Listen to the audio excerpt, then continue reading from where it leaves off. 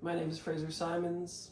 I'm new to Booktube and YouTube in general, basically. I previously basically went to YouTube for movie trailers and music videos, so I'm quite new to all of this. Bear with me. I'm doing the Booktube Newbie Tag. So why did you start this channel? Initially, I made this channel because I was doing a Kickstarter video for my first game, The Veil, a cyberpunk tabletop role-playing game, and you had to have a YouTube to do it. But in the spirit of the question, why did you start a Booktube channel, I suppose? To connect with people about books. I live in a town of 14,000 people in rural Canada, in the Texas of Canada, Alberta. I do not know many people who want to talk about books, and I'm of course feeling a little bit isolated because of quarantine, because of COVID, and I just want to connect with people and talk. What are some fun and unique things you can bring to YouTube? Well, since I'm an indie tabletop game designer who's self-published, I could talk a little bit about that. I think I read pretty eclectically. I would like to do a very dirty thing, which would be prose throwdowns between two authors. I think it'd be fun to sections of writing that are indicative of a certain author in a certain text, comparing them. I would like to showcase what I like about certain authors, and in so doing maybe show people why they like certain authors in terms of like actual craft.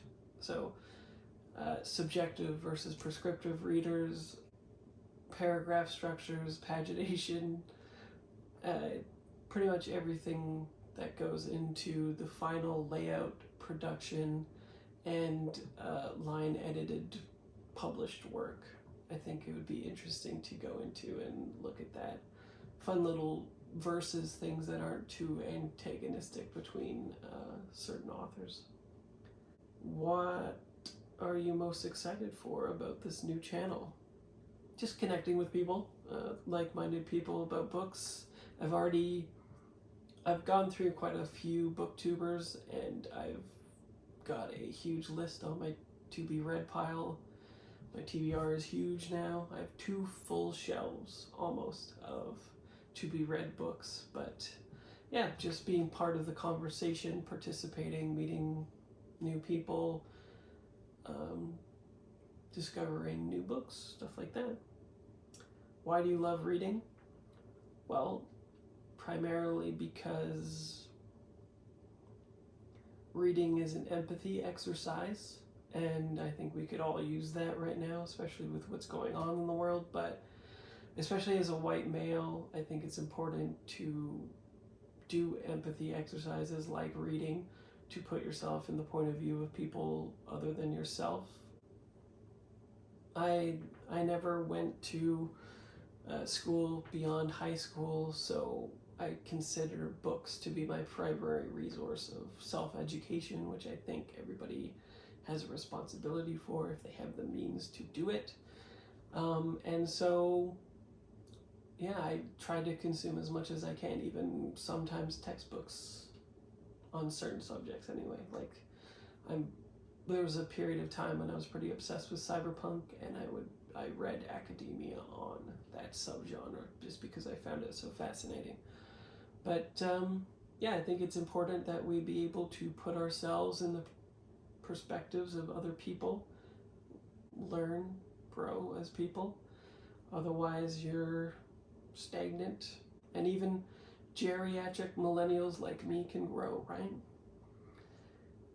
What book or series got you into reading? Okay, well, the first book that I remember specifically picking out and reading is when we were on road trips. We would go to grocery stores and pick up books. The first one that I picked up was Piers Anthony's A Spell for Chameleon, which is highly problematic, and I do not recommend that book. As an adolescent boy, I thought it was very cool as a first fantasy novel. How little did I know. If you don't know, the love interest in that book is a woman who is either very pretty and stupid or very intelligent and ugly throughout the cycle of a month, which tells you all you need to know about Piers Anthony, I think. What questions would you ask of other YouTubers? Interesting. I think I would ask them about their specific tastes. I like critical thought, but I also just kind of like going down at a granular level, seeing why people like certain things, like sentence structure, paragraph structures. Like I was saying, all those other things I would do for a prose throwdown, I think it would be interesting to pose those same questions to other people. I think readers should have a certain amount of intent when coming to a book, examining or interrogating why they like a book, what they don't like about it, and why that is. What challenge do you think starting a booktube channel will be the hardest to overcome? Well, I'm a hobbit, basically. I live alone, and I don't often have the opportunity to talk to other people in person, which is partly why I am on here, but also why I am a little bit awkward and unfamiliar with this process. It's definitely out of my comfort zone. So just being able to talk at all and start a discussion that's meaningful and communicate with other people is a challenge. But also, as you can tell, I'm just filming this on my iPhone, and so probably another hurdle would be good production values that are interesting, engaging to watch. And when did you start reading? I think 6, 7, 8, something like that. I've been a reader my whole life.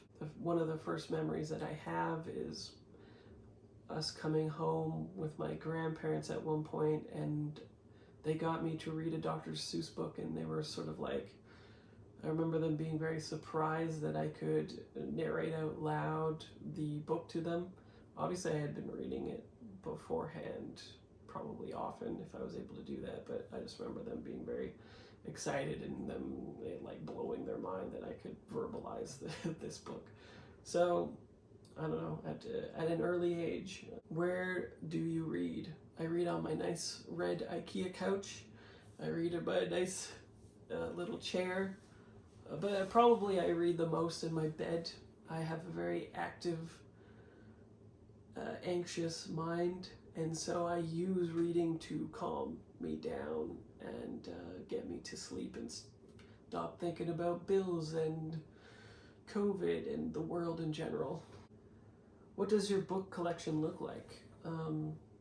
It looks pretty eclectic, I think. It's the 2 shelves here that you can see, but there's also 4 shelves up in my office. An entire shelf is just the cyberpunk subgenre. I collect it now.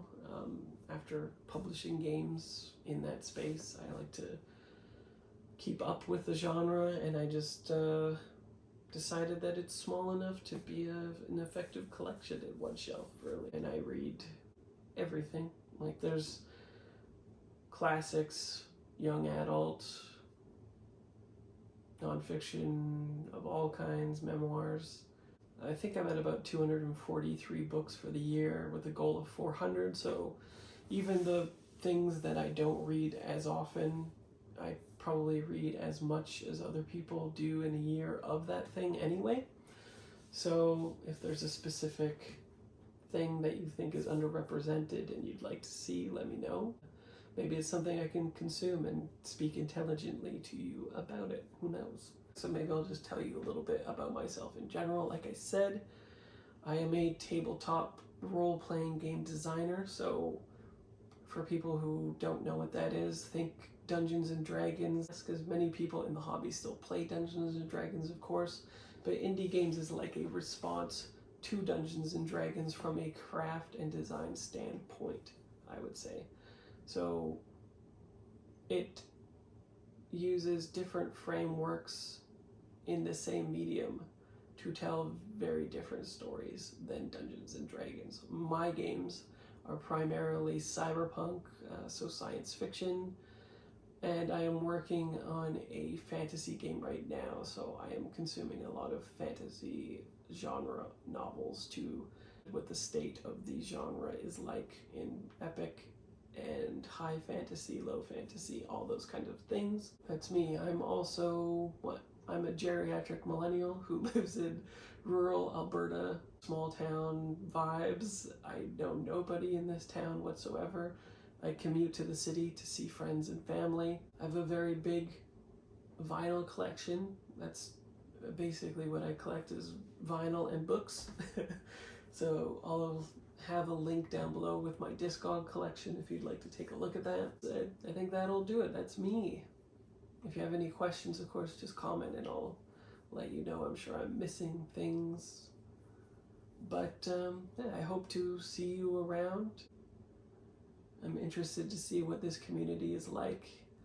And I hope that you have a wonderful day. Goodbye.